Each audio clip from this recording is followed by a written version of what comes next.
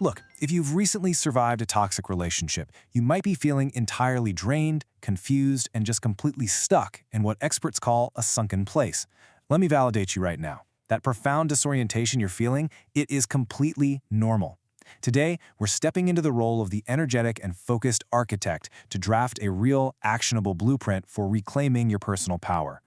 It's the ultimate paradox, isn't it? Why is it that abusers suddenly reappear, often with these grand, sweeping promises or sudden, dramatic crises, at the exact moment you finally find the strength to walk away? Well, in this explainer, we're going to reveal the hidden, mechanical realities behind this exact trap. We're going to strip away the confusion so you can finally break free for good. Okay, let's dive into this. Here is our roadmap. First, the reality of discard, then unmasking narcissistic supply, the neuroscience of trauma bonds, hoovering and crazy-making tactics, and finally, your blueprint for recovery. Starting with Section 1, the reality of discard. Because, let's be honest, the end of a toxic relationship rarely brings instant peace, does it? It brings a profound shock and this agonizing sense of betrayal. It's literally a shock and awe maneuver. Abusers rarely end things respectfully. The rug gets completely pulled out from under you. But the kicker is, they often don't even view it as truly over. They're just placing you on the back burner while they go secure a new target. To really understand the discard, we have to look at the entire chronological cycle of abuse. It always starts with idealization or love bombing. Now, this initial charm isn't genuine love. Actually, it's a calculated bait tactic. It lures you into an impossible imaginary contract. And when you inevitably fail to meet these unspoken conditions, the devaluation begins. This is your gaslighting, your silent treatment. Finally, the cycle culminates in the discard, where you're suddenly dropped, often because, you guessed it, they've already lined up someone new. And this brilliantly illustrates that concept. During that initial idealization phase, you are placed on this remarkably high pedestal. But here's the catch. That pedestal is actually located in a dark, sunken place, completely disconnected from reality and true intimacy. You are essentially set up to fall from the very beginning.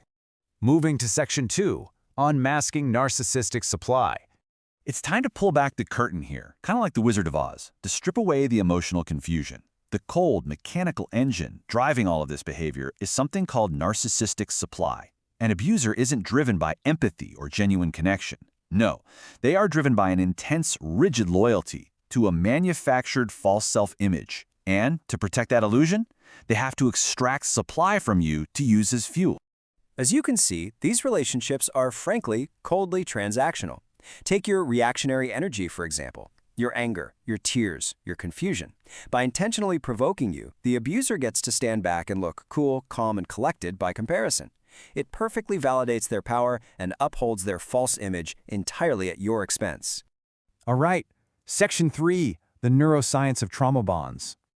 Now, if you've ever severely judged yourself for wanting to go back, please listen to me. Returning is not a weakness. It's rooted in biology, not a character flaw. Your nervous system has quite literally been trained to crave the abuser. The intense withdrawal you feel, it closely mirrors breaking a severe chemical dependency. It is a total chemical roller coaster. The abuse and the stress of separation cause a massive spike in cortisol. That's your stress hormone. Then, out of nowhere, the abuser returns with sudden affection, apologies, little breadcrumbs of warmth. Boom. That triggers a flood of oxytocin, the bonding hormone. Over time, your brain learns a devastating equation. The exact person causing your severe pain is simultaneously the only one who relieves it.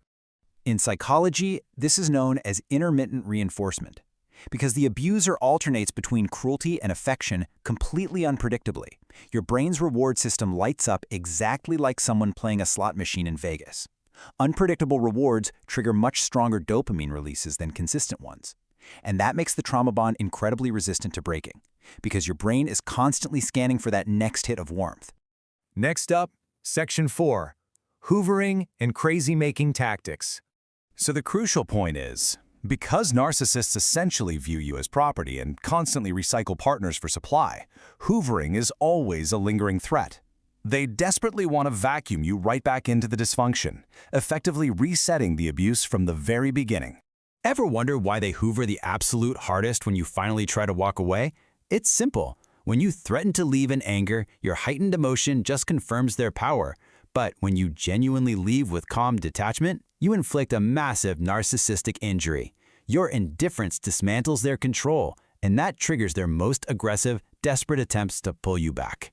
And to get you back, they will unleash a whole arsenal of chaotic tactics. They might use the loving return, just flooding you with affection, or manufactured crises, sudden health or financial emergencies to exploit your sympathy. Interestingly, our sources mention the one-down method. This is where they intentionally parade a new partner who seems like a massive downgrade just to confuse you and make you obsess. They also use triangulation and recruit flying monkeys, third parties who unknowingly do their dirty work.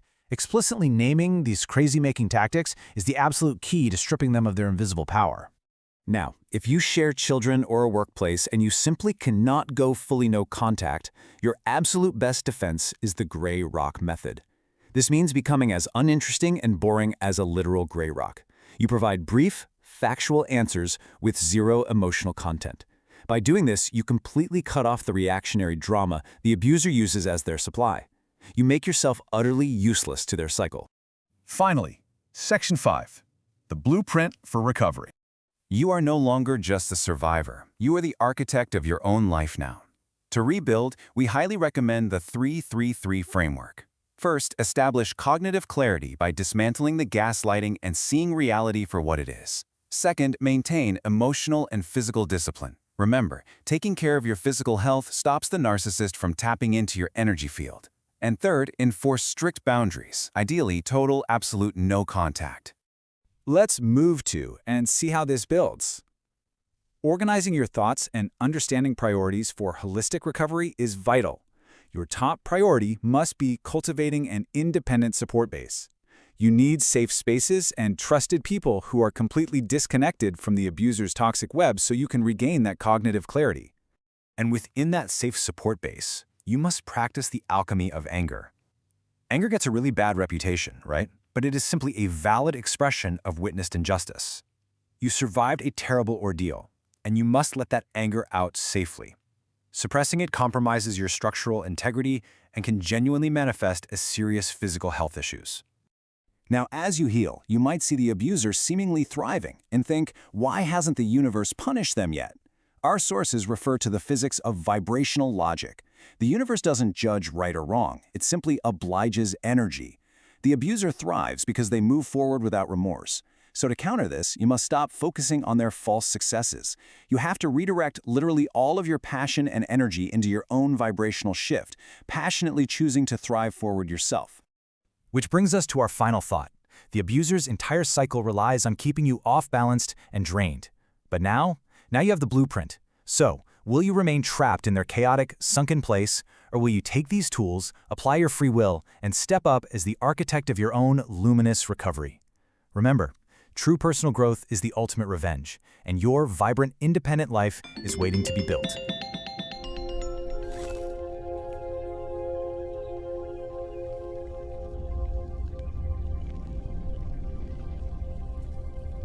Okay, don't forget to like and or share this video. I want to thank everyone in advance for his or her time. All right, we're going to be talking about detachment from your narcissist. Okay, I want to start off with the narcissistic parents and or grandparents. Now, narcissistic parents and or grandparents, usually they are unable to emotionally regulate, and that is due to having a cluster B personality, histrionic personality. It also consists of a narcissistic personality. Cluster B personalities usually consist of those who have a borderline personality, as well as an antisocial personality. Okay, so I want to encourage everyone to look up cluster B personality types. Okay, because everyone who has a cluster B personality does not have a narcissistic personality. All right, because some people, they can be diagnosed with a cluster B personality, but not necessarily be a narcissist. Okay, but every narcissist that you know of does have a cluster B personality. Okay, all right. So some narcissistic parents and or grandparents, when they are unable to emotionally regulate, what effect can that have on their children or their offspring? Well, they can end up anxious. They can be preoccupied. Okay, so they can have that type of attachment style. Emotionally unsafe environment. Okay, so if a narcissistic parent does not provide an emotionally safe environment, or they are not emotionally safe to the child, what happens to the child, or what is the result? Well, they can end up having an avoidant attachment style. They can also end up having a dismissive attachment style. Okay, so let's move on to predictability and inconsistency. So if these are the narcissistic parents or grandparents, okay, let's go ahead and include caregivers. So the children can end up disorganized or having a disorganized attachment style. All right, now let's look at the attachment styles. Avoidant or dismissive. And we just went over that, but they can be fearful and avoidant. They can also have an attachment style that is, reflective of having insecurities or major insecurities. All right, so all of this is reflective of trauma bonds. Because a lot of us, we think, we know about the trauma bonding, but this can be reflective of a particular attachment style. Okay, so all of these attachment styles here can be reflective of a person or individuals who deal with trauma bonding. You can include soul ties. You can include any type of toxic tie, all right, or even enmeshment. All right, so we want to watch out for these various attachment styles. Hey, maladaptive coping skills. There are various coping strategies or skills that are selected by each person, which are reflective of attachment styles that he or she are accustomed to. However, these coping skills are often maladaptive or destructive when trauma is the history. Learning the science and art of detachment are usually game changers. And I can attest this from personal experience. When we learn how to choose to attach, to detach, okay, that too, to attach, but we want to attach to good things. We want to attach to people, places, and things that are in alignment. I think that's a good word. It's in alignment of the purpose of why we're alive. Why do you exist? What's the purpose of your life, right? We want people, places, and things. I know I do. People, places, and things that are reflective of my having a purpose. Okay, what is the purpose of my having a life? Why am I alive? What's the purpose of my life? So I want the people, places, and things to reflect that. So we can choose that. So these maladaptive coping skills right here are often what happens when we have particular attachment styles, such as an insecure attachment style, rather than attachment styles that can actually help us have more positive and great relationships. Okay, so these there are various coping strategies. We'll get to that in a minute.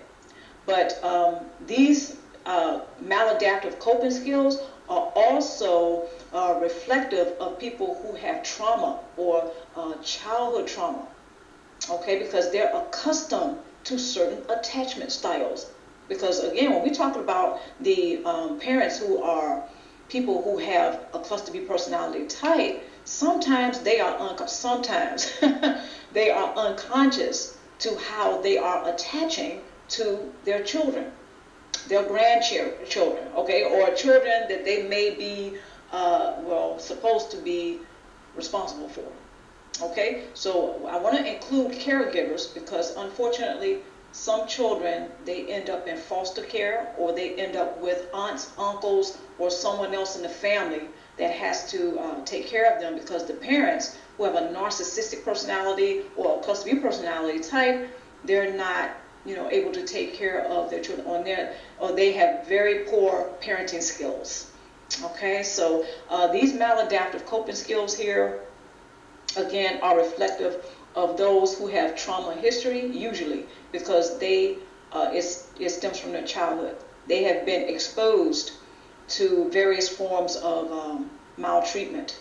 Okay, so if you look over to your right, you will see here a chart that reflects, people who have been traumatized and what types of scenarios can happen in their life, such as they are 4 times more likely to become an alcoholic.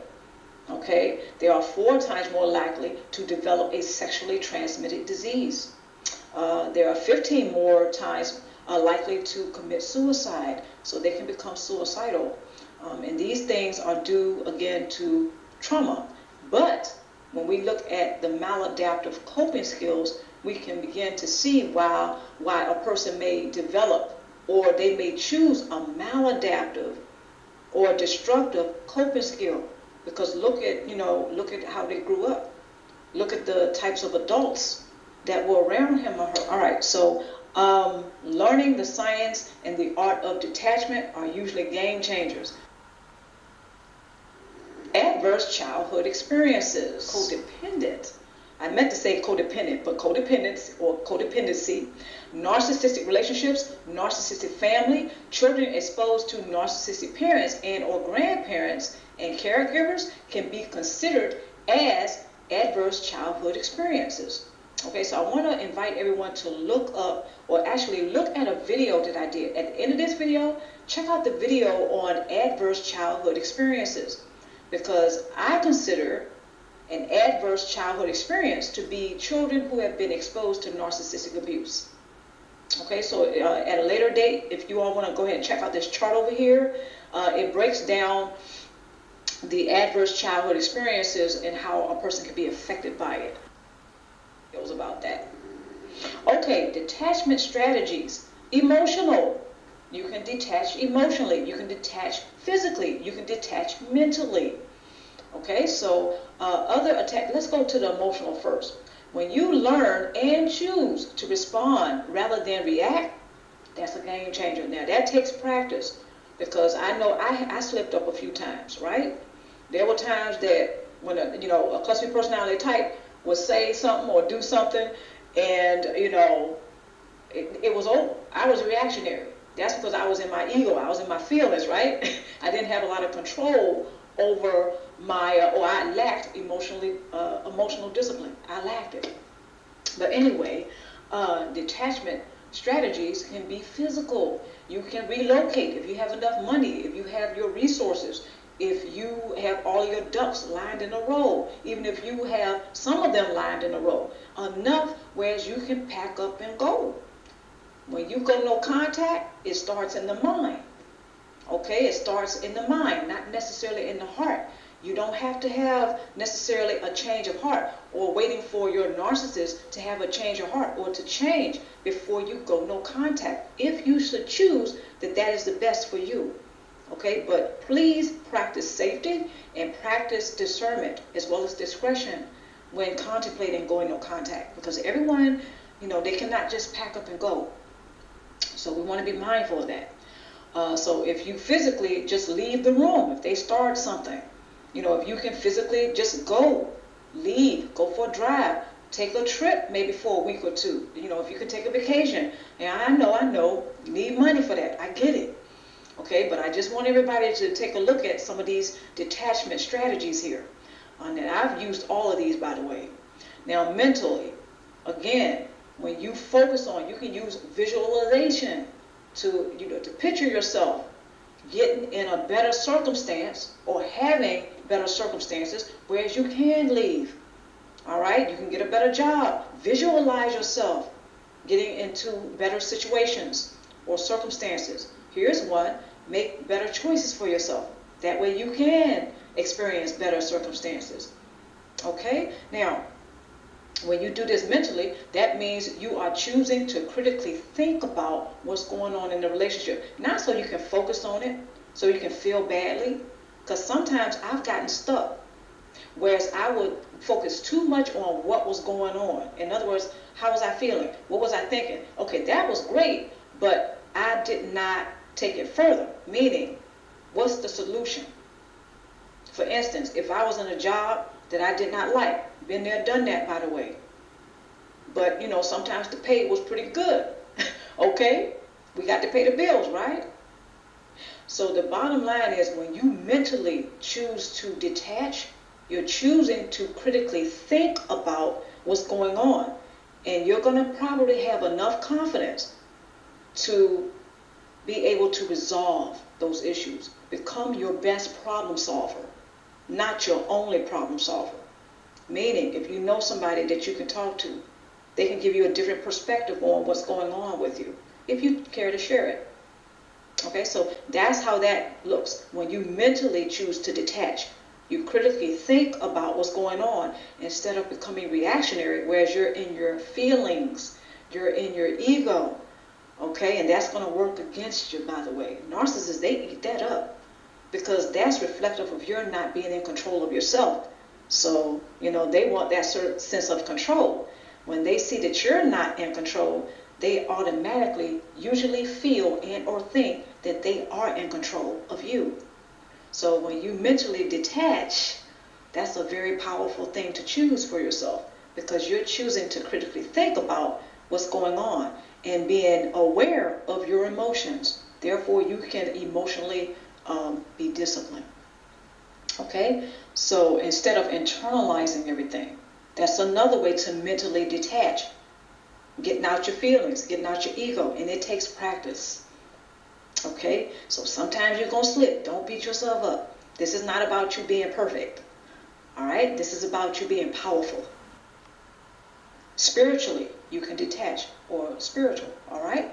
Choosing to connect to self rather than connecting to the circumstances. Now, that's a tough one, but it can be done. Practice, practice, practice. Okay? Spiritually, some of us, we are choosing unconsciously to attach or to connect to the situation instead of staying in our bodies, staying present. Especially when something is very uncomfortable, we want to escape. We may self-medicate. We may drink a little bit too much. Okay? We may, after work, we may be going to the happy hour 5 to 7 days out of the week. Okay? When you get off from work, you don't go straight home because the narcissist is there. You may go to the happy hour instead. You may go down to that lounge. You may go to the club. Okay? Been there, done all of that. But let's move on. Okay, so spiritually, you can choose to stay connected in your body. This is what you can do to take more control instead of giving the narcissist control. All right? Benefits of learning how to detach from narcissists. So what are the benefits? Benefit number 1, you can have peace of mind, body and spirit. Because I just kind of went over that a little bit. Okay, so what else do you get? You can have a positive outlook on yourself, others, and life. Because being around a narcissist, let's just face it, I know I can speak from experience. Being around a cluster personality type, no. It leaves me feeling drained energetically. Spiritually, it leaves me heavy. It weighs on the mind, the heart. Because if I'm always thinking about what happened last week, last month, last year, he or she pulls a shenanigan. Okay, they reached in their trick bag of abracadabras. And, it knocked me off my square for a minute. And I was boxing to their square. Yeah, that doesn't feel good. That doesn't leave you with great memories. And some of us get stuck on thinking about what happened a year ago, 6 months ago, 6 years ago, maybe a decade ago. We're still thinking about what he or she did or said that knocked us off our square.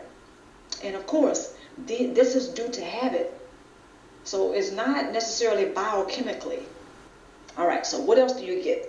The ability to manifest people, places, and things that are in alignment to the purpose of why you exist. Why are you alive? I mentioned that before. Okay, critical questions.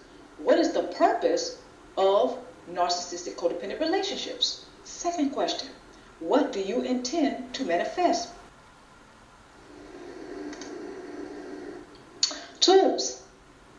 Remember that your life has purpose. Tool number 2. Take time to critically think about what's best for you.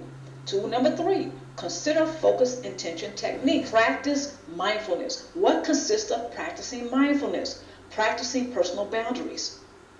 It's naturally going to come to you to be assertive, a little bit more assertive, not defensive.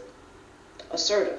And you're not necessarily going to be, it will when you become assertive, it helps you not to be passive aggressive. That's another thing that a lot of us go through dealing with narcissists. Okay, that's one of our coping strategies. And that is also to practice emotional discipline.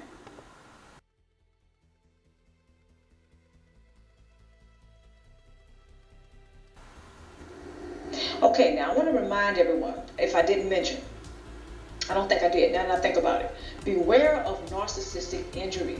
He or she may claim narcissistic injury because now you're growing, you're demonstrating your growth, you're changing, you're transitioning. You're no longer a person choosing to invest in narcissistic codependent relationships. Sounds good to me, right? Hope it sounds good to you too. But I want to go ahead and point out the references and resources here, which you can find in the description box below by clicking on the link under the heading of references and resources. Slide presentation, references and resources. And until next time, take care of yourself. Mwah.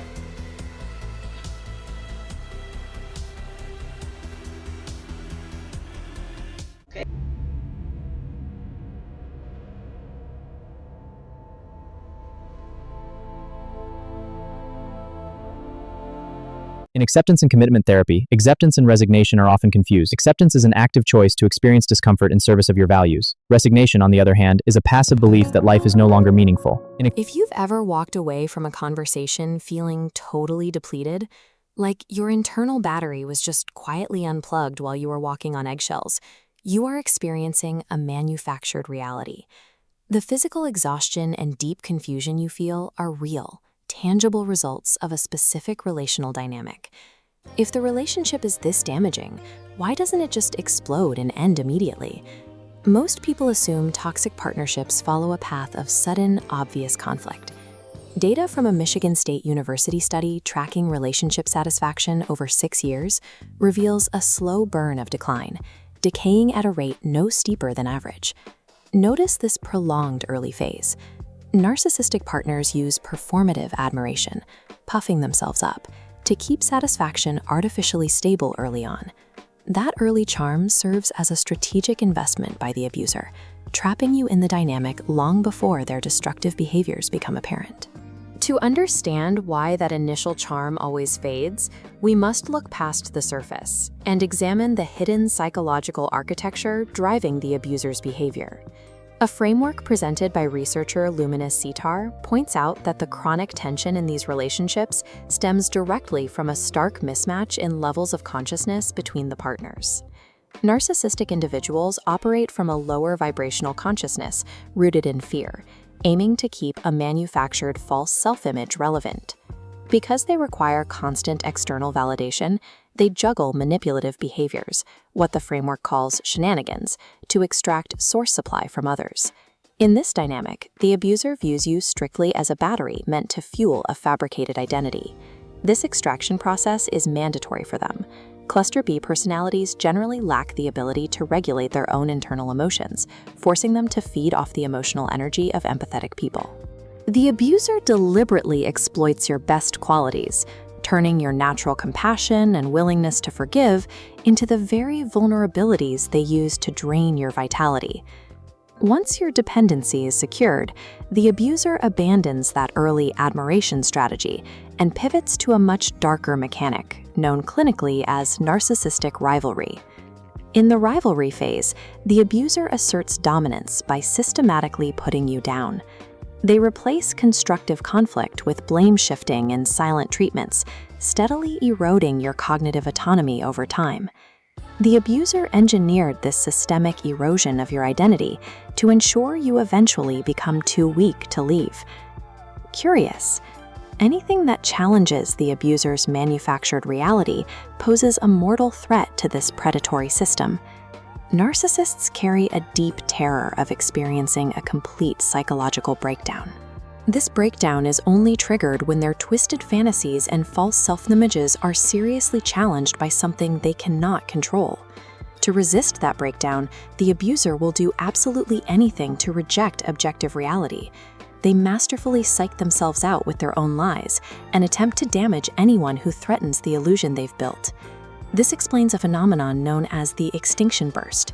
The exact moment you try to assert a firm boundary, the abuser rapidly escalates their crazy-making or manipulation. The abuser uses these extreme, sudden reactions as panicked attempts to force you back into compliance and prevent their own psychological collapse. Survival requires you to stop managing the abuser's behavior and start orchestrating your own breakthrough. The abuser's entire system relies on one loophole. They require your total compliance to extract supply, but offering that compliance is entirely at your discretion. The most effective defense against this extraction is a psychological skill called healthy detachment. This is distinct from the emotional numbness or withdrawal caused by trauma. Healthy detachment is the active practice of keeping your own nervous system regulated. You remain grounded and allow the abuser to own their own dysregulated emotions without absorbing them yourself. The tactical application is the gray rock method. By becoming utterly uninteresting, you actively starve the abuser of the drama they require to survive. Withdrawing your emotional reactions successfully bankrupts the abuser's supply chain, distinguishing gray rocking as a self-preservation tactic as opposed to narcissistic stonewalling. Once you permanently sever that supply chain, the real work of rebuilding your identity begins. The first tool in your recovery roadmap is physical distance to let your nervous system heal. Second, build an external support base, completely isolated from the abuser. Third, share your story to dismantle the systemic gaslighting and reclaim objective reality. In this framework, the survivor is the glass of water, and the abuser is the straw.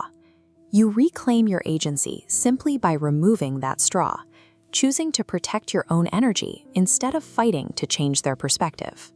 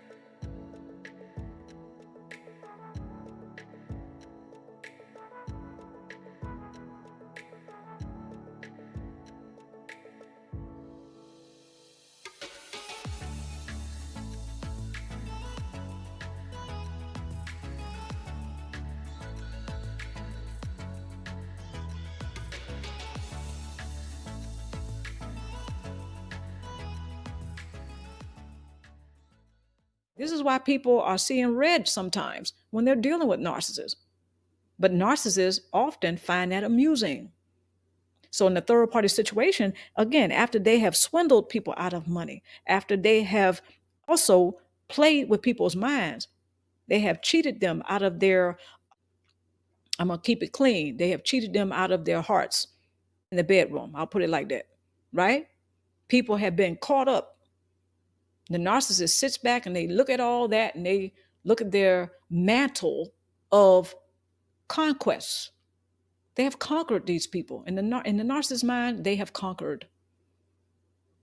So in a third party situation, especially for a covert narcissist, this is just the icing on the cake. This type of situation is the icing on the cake for a covert narcissist. If they can sit back and see that they have influenced you to give up on yourself and give up on having good relationships or having a good life, they feel that they have won. That is just the ultimate for especially a covert narcissist. So the third party situation, make no mistake, it serves a purpose for a narcissist. They've constantly, well, I'm not going to say constantly, a lot of the times, a narcissist from one relationship to the next will contemplate or will ponder, right? They will ponder over what they can afford and what they cannot afford. And I think that if we take anything away from a narcissist playbook, it's that one. What can you afford? What can you not afford? Because a narcissist is going to look at that. And before they get in one third party situation or another, they're going to contemplate that.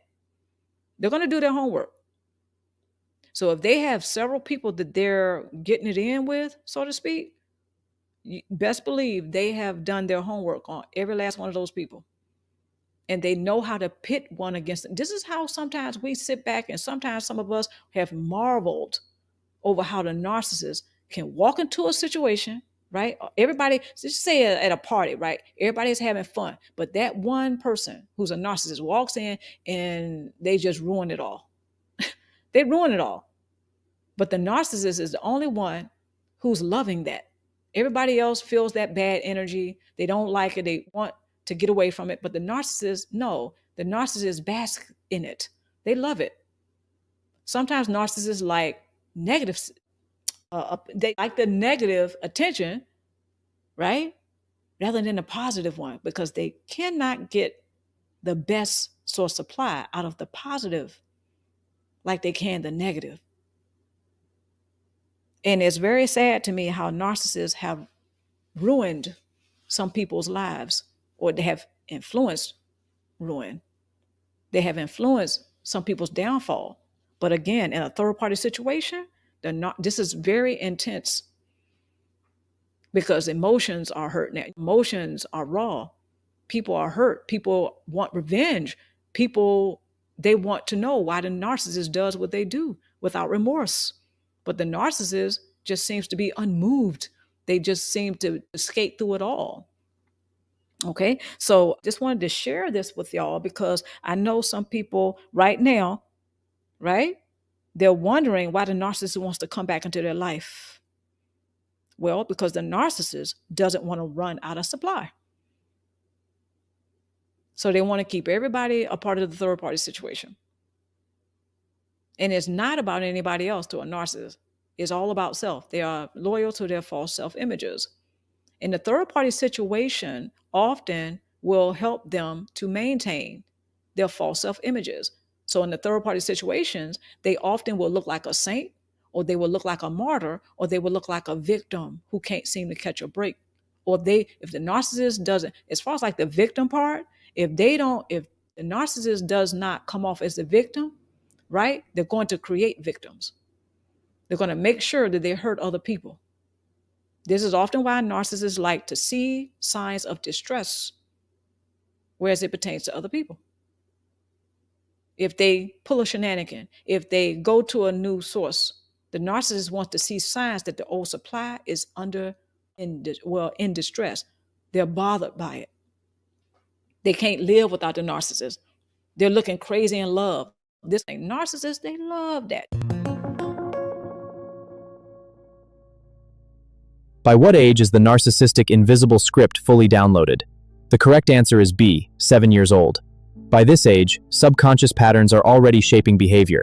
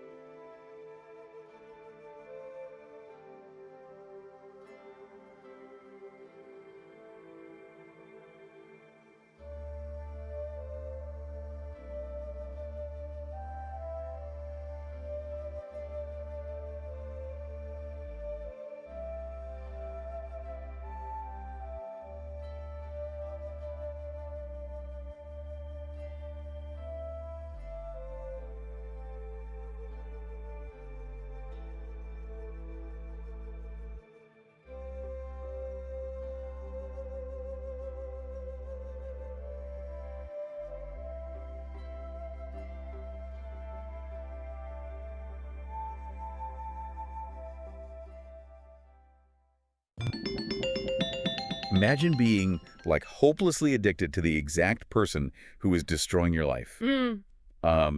Your friends are begging you to leave. Logically, you know you should just walk out the door. But biologically, your brain is treating this person like a literal drug. Right. You're standing there looking at your life and wondering why your feet feel like they're they're cemented to the floor. It is a profound kind of paralysis, honestly. And it is incredibly common. We often judge ourselves so harshly for it, you know. We assume it's a failure of willpower or maybe a lack of self-respect. Yeah, exactly. But the reality of what is happening beneath the surface, how your brain and your body are being actively rewired, it's infinitely more complex than just, you know, making a choice to walk away. Exactly.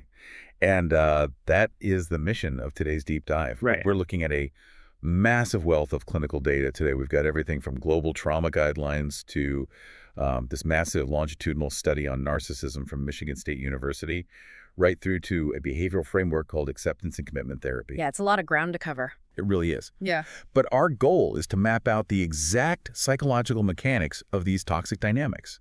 Yeah. We want to understand the profound impact they have on your nervous system, and most importantly, uncover the actual science-backed tools for breaking free and finding healthy detachment. It's such a vital conversation because, you know, to understand how to get out, you first have to understand the architecture of the trap itself. Right. And that architecture is almost always built on the specific behaviors of the person keeping you stuck. Okay, let's unpack this, because it often starts with a specific personality type. Let's look at those Michigan State University researchers.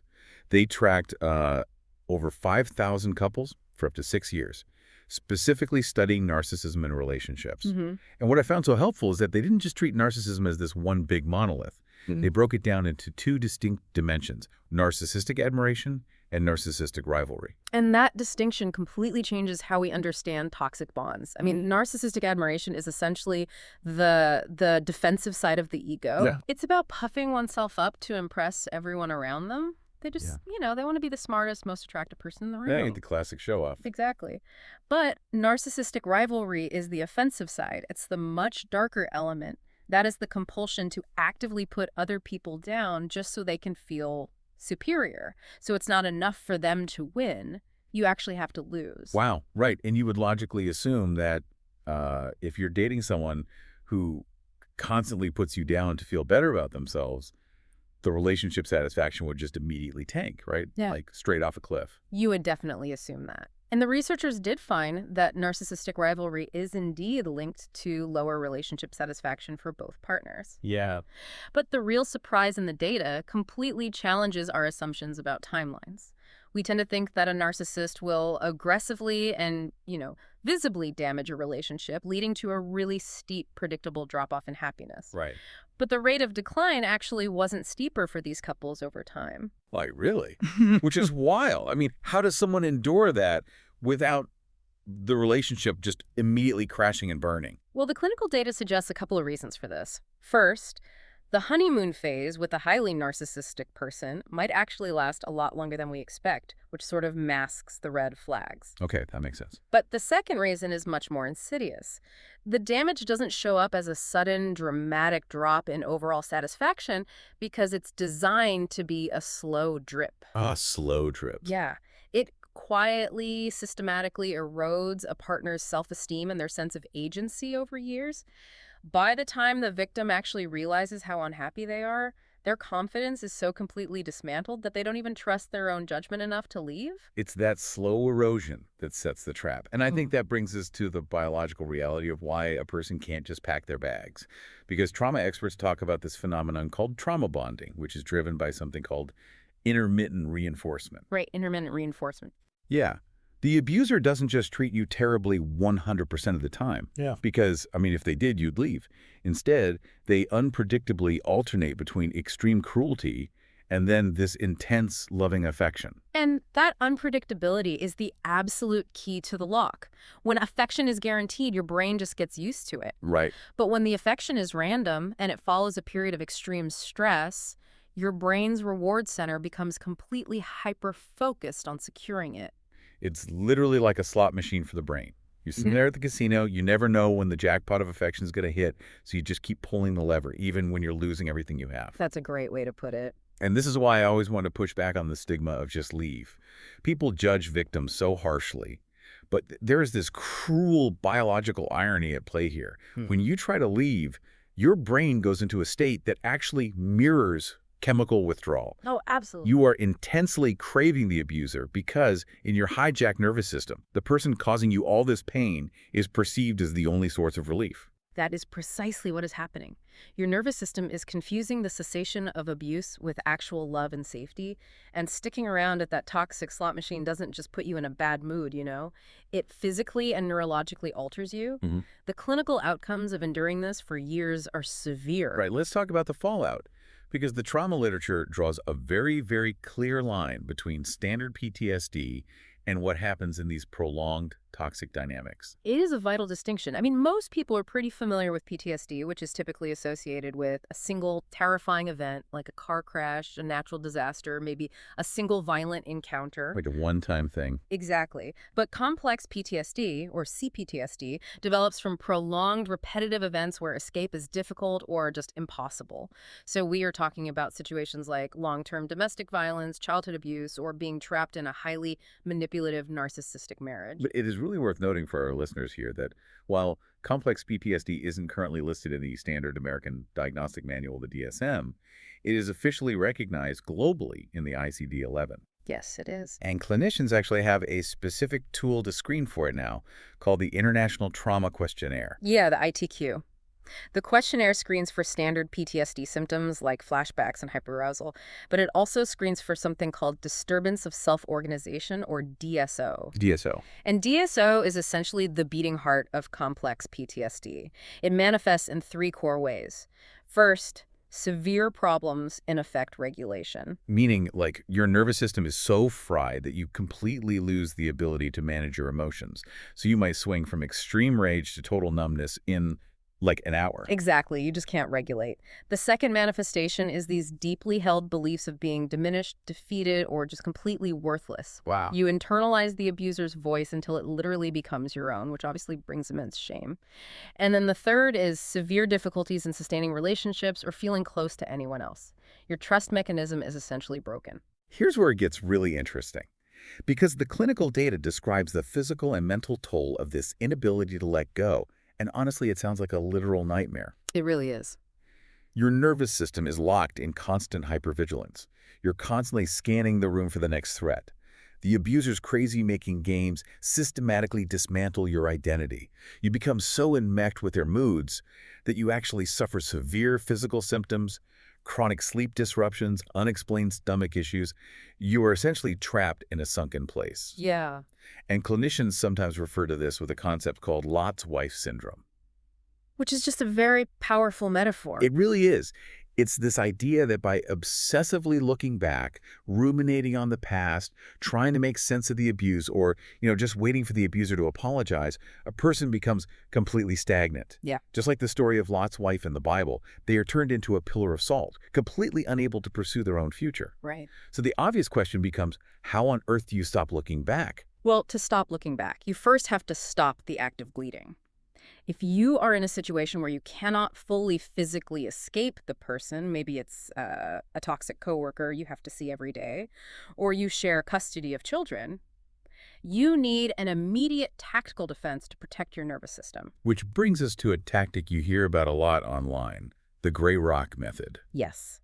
The gray rock method is a short-term survival tactic. The strategy is exactly what it sounds like. You become as uninteresting, unresponsive, and unengaged as a plain gray rock on the ground. Just totally boring. Exactly. You give short, one-word answers. You show absolutely no emotional reaction, whether they are, insulting you or praising you. You completely hide your vulnerability. Because you are basically cutting off their narcissistic supply. Yeah. If their whole goal is to get a rise out of you, to bolster their ego, and you just give them a blank wall, they eventually get bored and look elsewhere. Right, precisely. And it is also a vital defense against hoovering. Absolutely. Hoovering is when an abuser feels you pulling away, so they try to vacuum you back into the cycle. Oh, like a vacuum cleaner. Right. Yeah. They might manufacture a sudden fake emergency that only you can help with, or they might parade a new partner in front of you just to trigger your jealousy. Right. Gray rocking deprives them of the emotional reaction they're actively fishing for in those moments. Right. And trauma experts are incredibly strict about this warning. Gray rocking is solely a temporary measure. It is not a way of life. Right, because the risks of staying in that mode long term are severe. Very severe. First, there is the risk of escalation. If the abuser realizes their normal tactics aren't working anymore, they might shake the slot machine, so to speak. Oh, wow. They might use more aggressive, erratic, or even dangerous tactics just to force a response from you. Second, there's the sheer fatigue.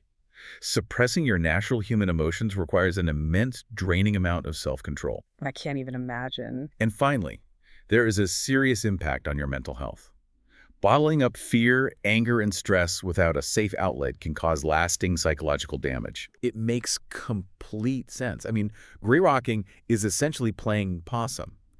It might save you from a predator in that exact terrifying moment, but you cannot live your entire life playing dead. Eventually, you will just starve yourself of your own vitality.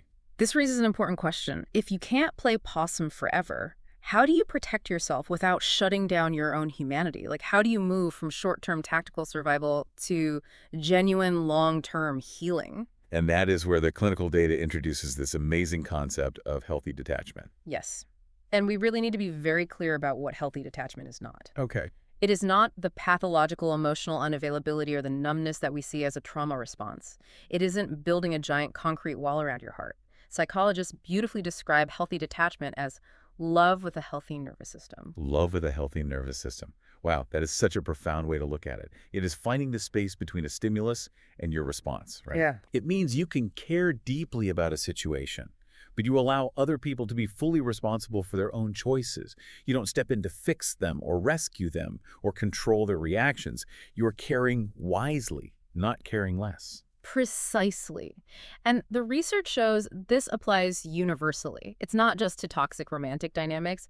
It is highly applicable in the workplace, too. Oh, really? Yeah, longitudinal studies have proven that psychological detachment from work, literally leaving work problems at the office and refusing to let them intrude on your nervous system during your off hours, significantly decreases depressive symptoms, emotional exhaustion, and burnout. Okay, but I have to push back here, just practically speaking, because if you are someone who is naturally empathetic or, if you've been deeply enmeshed in a toxic, hypervigilant dynamic for years, that sounds amazing on paper. Right. But when your nervous system is literally screaming at you to fix a crisis, or you are terrified of an abuser's impending reaction, how do you actually detach? It feels utterly impossible to just intellectually decide to be detached. It does feel impossible because you can't just flip a switch with sheer logic. Your nervous system doesn't speak logic, it speaks survival. Yeah. You need a concrete framework to actually retrain how your brain processes these threats.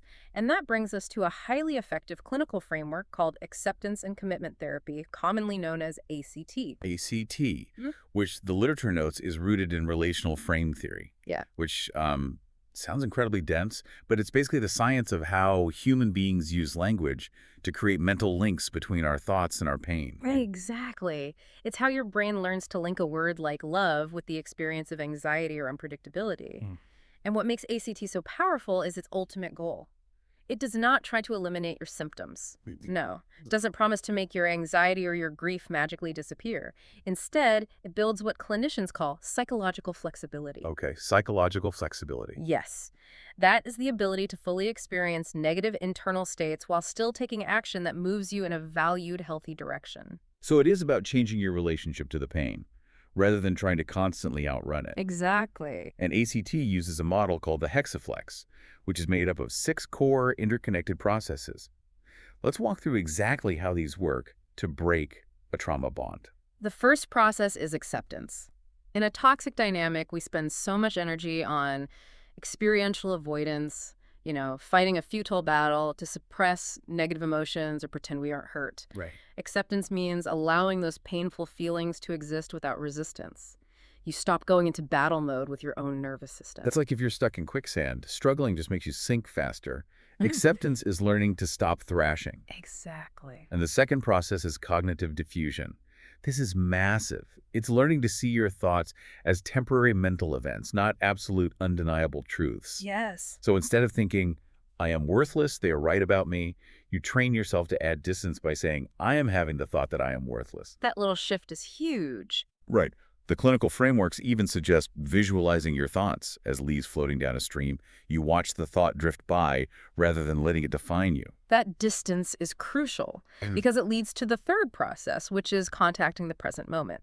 When you are trauma bonded, you are constantly ruminating on the past or catastrophizing the future. Yeah. This step is about grounding your nervous system in the now. Clinicians often use sensory techniques for this, like the 5, 4, 3, 2, 1 method, where you actively identify 5 things you can see, 4 you can touch, 3 you can hear, and so on. It physically forces your brain out of a trauma flashback and into the safety of the current moment. The fourth process is self as context, which is also called the observing self. So what does this all mean? The data uses this incredible analogy that completely reframes the whole experience. You have to realize that your identity is like the vast, unchanging sky. Your thoughts, your anxieties, your trauma, and even the toxic opinions of your abusers, those are just the temporary weather passing through. You are not the thunderstorm. You are the sky observing the thunderstorm. That perspective shift is life-changing because it detaches your core worth from their behavior, which leads directly into the fifth process, values. In ACT, values are not goals you check off a list, like getting a promotion or leaving a bad relationship. Okay. They are your internal compass. They are the qualities you strive to embody in your life every single day, like honesty, connection, or self-respect. Which brings it all home to the sixth and final step, committed action. This is where the rubber meets the road. Yeah. It means taking purposeful steps toward those values you just identified, even when you are anxious. Yes. It means setting a boundary, even when your heart is pounding. It means walking away, even when the weather in your mind is an absolute hurricane. If we connect this to the bigger picture, you can see how these 6 steps work together in a dynamic, continuous network. Acceptance and diffusion reduce the internal struggle so you aren't fighting yourself. Present moment awareness and self as context give you the space to step back and observe the toxic dynamic clearly without being consumed by it. And then finally, values and committed action provide the exact roadmap you need to replace that enmeshed trauma bond with genuine self-reliance and healthy detachment. It is a complete fundamental rewiring of how you interact with your own mind. We have covered an immense amount of ground today. I mean, we started by looking at the trap itself, that slot machine biology of trauma bonding, and the creeping, insidious nature of narcissistic relationships where your self-esteem is just slowly bled dry. Yeah, it's a lot to process. It really is. And we looked at the diagnostic reality of what that does to a person, resulting in complex PTSD and the profound loss of your ability to regulate your own emotions or even trust yourself. We also explored the tactical short-term survival tool of the gray rock method. We established why cutting off a toxic person's emotional supply is necessary in a crisis, but ultimately dangerous to sustain long-term because of the toll it really takes on your own humanity. Right, because you can't play dead forever. Which led us to the ultimate goal, building a long-term, values-driven life using healthy detachment, supported by those 6 core processes of ACT therapy. And the reason this matters to you, listening right now, is that you do not have to be a hostage to someone else's emotional chaos. No, you don't. You are allowed to care about people without consuming yourself in their fires. You can build a life where your actions are driven by your own values, not by your anxieties or someone else's manipulation. It is entirely about reclaiming your agency. Exactly. But before we sign off, I want to leave you with one final lingering thought based on everything we've unpacked today. We talked heavily about how trauma bonding chemically rewires your brain to associate love with intense unpredictability, fear, and pain. It's that slot machine effect. So if that is true, does that mean when you finally do the hard work, when you achieve psychological flexibility and find a truly healthy, stable, and safe relationship, that it might actually feel incredibly boring at first? And if so, how do you train your healing brain to crave the peace of a sunny, clear sky, rather than the chaotic, muddy waters it used to call love? Something to think about. Thank you so much for taking this deep dive with us today. Take care of yourselves. Fear, obligation, and guilt. These chains of OG trap you in toxic cycles, but you can break free. Embrace mindfulness and set healthy boundaries. Reclaim your autonomy.